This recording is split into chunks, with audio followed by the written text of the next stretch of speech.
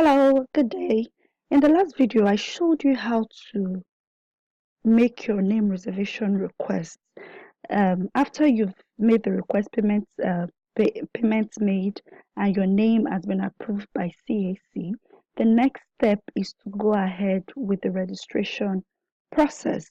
Now, if by any chance, when you made your name reservation request, it was disapproved by CAC, you simply need to do another reservation request.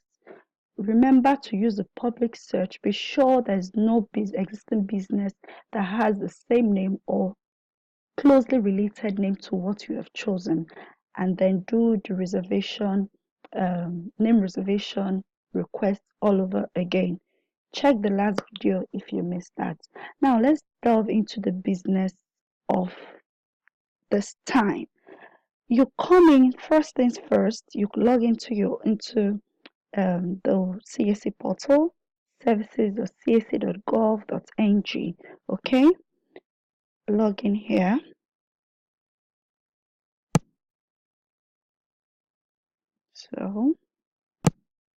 So you can see it's notifying me that one name has been reserved. Now to continue the registration process, what you need to do is to supply your availability code here. Every approval note, once your business name is approved, you get an approval note, and in it you have your name availability code. So we need to open that approval note now to get our name availability code. So let's go to name reservation. You go to my reservation, it opens up, and then you can go ahead to select the approval notes. You can see it here. This is the name I reserved, and here is the approval notes. I'll just go ahead to download it, right? And once it is downloaded, I can copy out the code and use it. So here you have the approval note, and here is the availability code. So I'll just go ahead to copy it this way. Then I'll return to CAC portal, right? I'll return to the portal, go to my dashboard, and let's wait for that to come up.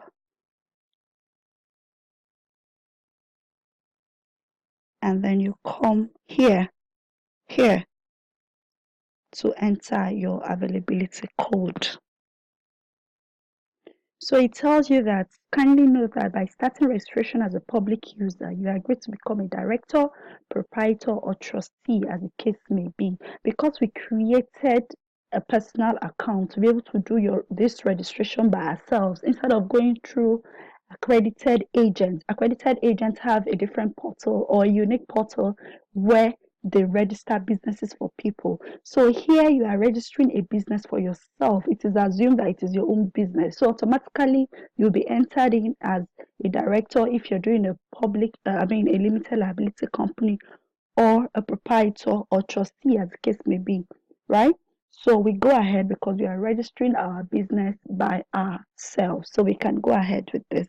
So what this means is that you don't register for somebody else from your own account, okay? If someone else needs to register, they need to create their own account to do the registration. So we'll paste our availability code here, and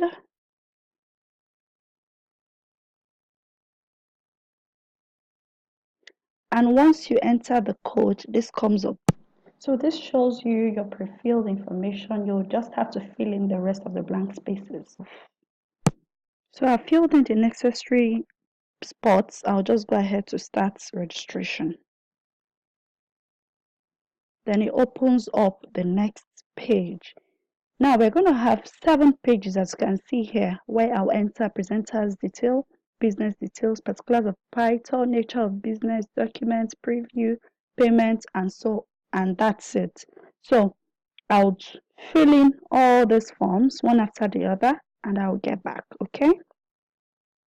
So when you get to this point, number 5, documents, here you're supposed to select the CAC branch where you want to pick up your certificates. That's why you have it written, a certificate collection point. So select any of those places where you want to pick up your certificate when it's ready. And then here says for additional certified true copies. So if you want additional copies of your CAC certificates, then you can come here and select one or two or whatever if you want, but otherwise you can leave it just blank. One copy is enough for you, so you just click save and you continue. Here you're supposed to now preview all the information you've entered. There is no error. When you're sure, if you're sure that everything is in order, you click proceed to payment. Otherwise, if you noticed an error, you can click back, go back to that particular place where the error is, correct it, and then proceed. Okay.